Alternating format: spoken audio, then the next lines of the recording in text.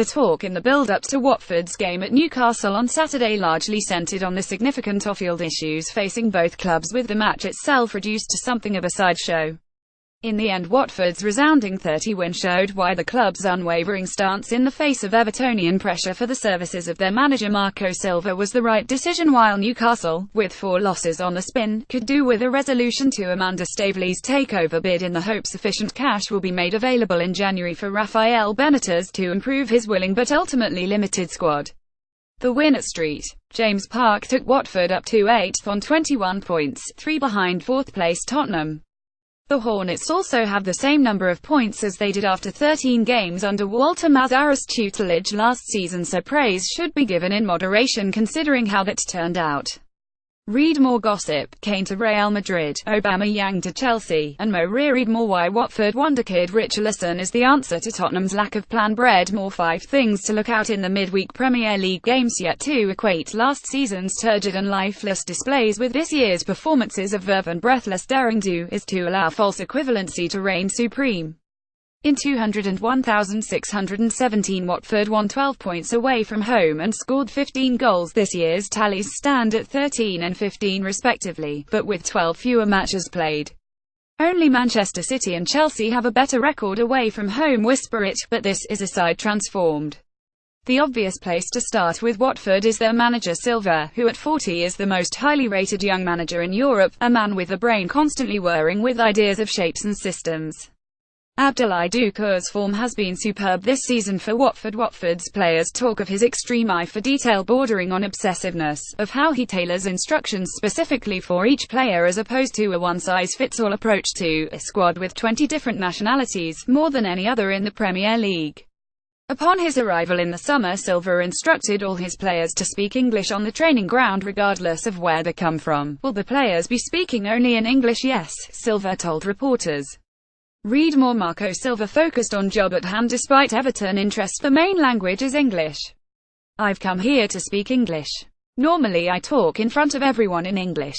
Sometimes I need to speak to Spanish players a bit in Spanish, but that is not perfect. This stands in stark contrast to Mazzarri's policy last term of speaking solely through a translator despite taking English lessons in the months leading up to taking up the Watford job.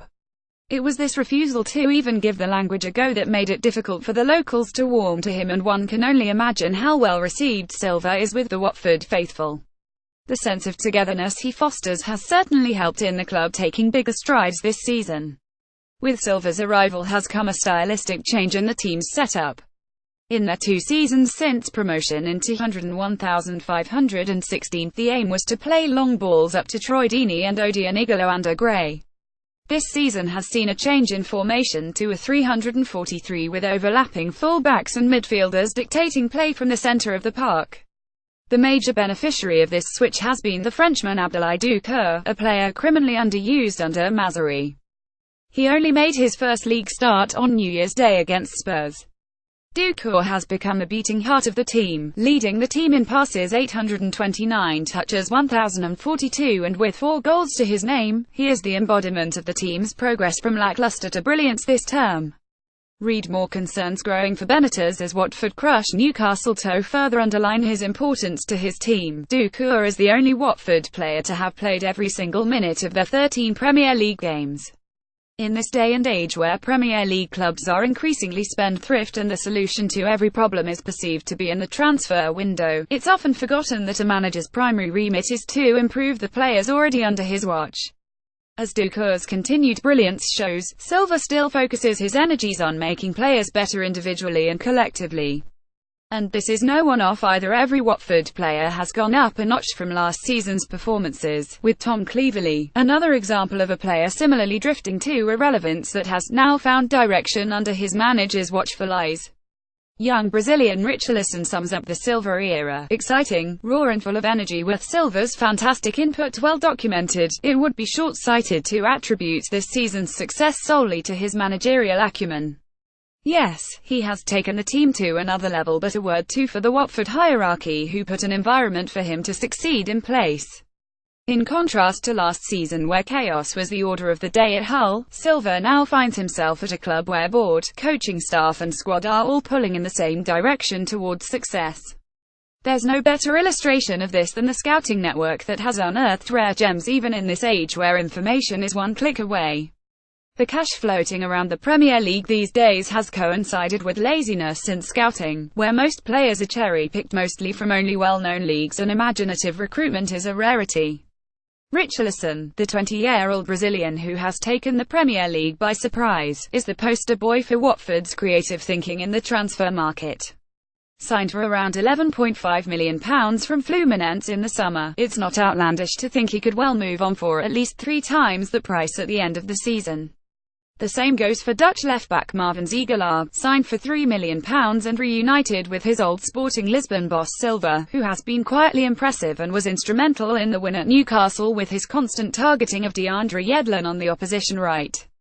Marco Silva has shown faith in his players, and they have responded throwing cut-price deals for homegrown talents Nathaniel Chalobah and Will Hughes, and you quickly realise this is a side built on the foundations of youth, sensible planning and the right manager in charge to make it all happen. The elephant in the room is Everton's continued interest in Silva and his non-committal responses to questions posed weekly in the press. Watford's best-ever Premier League points tally is the 45 points garnered under Quique Sanchez-Flores in 201,516, and with Silva's side on course to beat that, there's an argument for the Portuguese to remain in situ and wait for better opportunities than a side that has completely lost its way. The time for Silva to put down roots at a club is now. For all his success, he only has 14 Premier League wins under his belt, and a third unveiling in a calendar year should be discouraged. There's a chance to build something special at Watford while enhancing his burgeoning reputation in one fell swoop. It's an opportunity he should grab at one of the Premier League's bestrung clubs.